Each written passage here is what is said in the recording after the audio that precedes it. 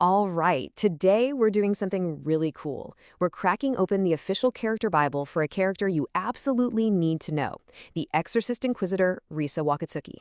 This is going to be a deep dive, so let's get right into it. Okay, so right off the bat, the Bible hits us with this quote. And honestly, this line tells you almost everything you need to know. It's the core paradox of her character, right? Think about that, her greatest, most explosive power.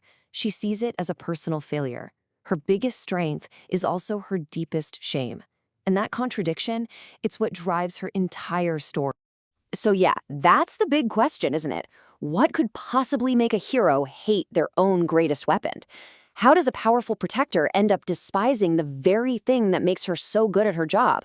Well, to figure that out, we've got to look at the two sides of her that are constantly at war with each other. And that brings us to this idea of control versus chaos. See, this whole internal struggle she has, it's not just some abstract psychological thing. No, it's literally built into her powers. She has two completely different skill sets. One is all about the perfect control she craves, and the other, well, that's the raw chaos she can't stand. And believe me, the divide between these two is massive. On one hand, you've got what she's proud of, these surgical, super precise, tactical skills that she spent her whole life perfecting. But then on the other hand, you have her shame, this raw, crude, explosive power that she hates having to use. So let's break down what these powers actually are. So first up, let's talk about her pride and joy, the keen eye, also known as the Jagin. This is a special bloodline trait, and it's why she has these incredible, piercing red eyes. It does two amazing things. First, it gives her supernatural perception, so she can see ghosts and spirits that are invisible to regular people. But the really cool part? Perfect mimicry. She can watch any move, whether it's a fighting style or a spirit's attack, and just copy it perfectly, flawlessly. For her, this is what real skill looks like. It's control, perfect. Now on the flip side, we have her elemental arts. She's a master of all five elements, wood, fire, earth, metal, and water. And using these accessories, her pendant and earrings, she can ramp them up into these huge, devastating bomb spells.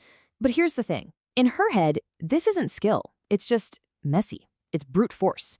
To her, using these bombs means her real, refined tactics failed. Okay, so you have to be asking, why does she feel this way? I mean, power is power, right? Well, a personality this intense doesn't just come from nowhere. It was forged by the world she lives in, Mio Edo. And this place isn't just a backdrop. It's practically an antagonist itself, a world that demands absolute perfection from her. You can see right here how different parts of her world directly feed into her conflict. You've got the Geist Veil collapse, which basically makes her whole job necessary. You have St. Jude Academy, which is where her authority comes from. But the one we really need to focus on, the absolute key to understanding her, is this spiritual purity hierarchy. So what is that? Well, in Neo-Edo, your social status is literally determined by how pure and controlled your spiritual power is. It's a whole social hierarchy. And Risa, she's way up at the top. She's supposed to be the poster child for perfect control. So every single time she has to resort to one of those chaotic bomb spells, it's not just a tactical decision, it's a public failure. It's like a crack appearing in her perfect reputation for everyone to see. But it gets even worse. This isn't just about social pressure or her own pride. No, using her powers comes with a terrifying physical price. There's a mechanic here called spirit heat, and this is where her personal struggle crashes right into the main horror plot of the story. Yeah, there's a terrible price to pay for that raw power. See, using those elemental arts she hates so much, it's not just a blow to her ego, it's actually incredibly dangerous. It creates this stuff called spirit heat, a massive buildup of energy inside her that literally threatens to burn her up from the inside out. So she's basically trapped in this horrible, vicious cycle. Step 1, she's forced to use her elemental powers. Step 2, that spirit heat builds up to dangerous levels. Step 3, this puts her at risk of something truly terrifying called a soul detonation. And the only way to stop it, step 4, is to perform this secret, dangerous ritual to purge all that excess energy. And we need to talk about that term, soul detonation, because this is huge.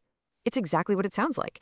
A person's soul catastrophically explodes from the inside, leaving them just an empty, hollowed-out shell. And you need to remember that exact phrase, hollowed out, because it's the absolute heart of the mystery she's trying to solve. And that is the big twist. The students who keep disappearing from her academy, they're being found hollowed out. Their souls have been detonated. The exact catastrophic event she fights tooth and nail to prevent from happening to herself is what some killer is doing to others. This whole investigation isn't just a case for her. It's like staring into a terrifying mirror of what she could become. So, as you can imagine, this all leads to a breaking point, a single final choice, a moment where her entire internal war, control versus chaos, pride versus shame, all comes down to one last epic confrontation. So let's set the scene. Risa is backed into a corner in the Forbidden Forest. She's up against this insanely powerful primal geist, and, as if that wasn't bad enough, she finds out the people responsible for the murders are her own students. They betrayed her. So, this is it. The final choice. What does she do? Does she fall back on her pride, her keen eye, and that perfect surgical mimicry?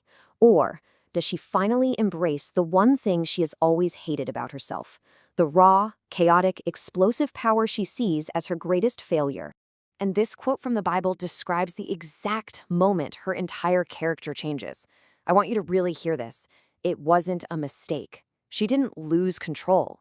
It says that with a cold, resigned look, she makes a conscious choice. She chooses to let it all go, to unleash a full-blown spirit heat explosion. And with that one single devastating act, she wipes out the Geist and her traitorous students. And that's the whole point of her journey. She finally accepts that this raw, chaotic power isn't a failure. It's not crude. It's the ultimate, terrifying, but absolutely necessary solution. The thing she was most ashamed of becomes her most powerful weapon. Which leaves us with one last question to chew on.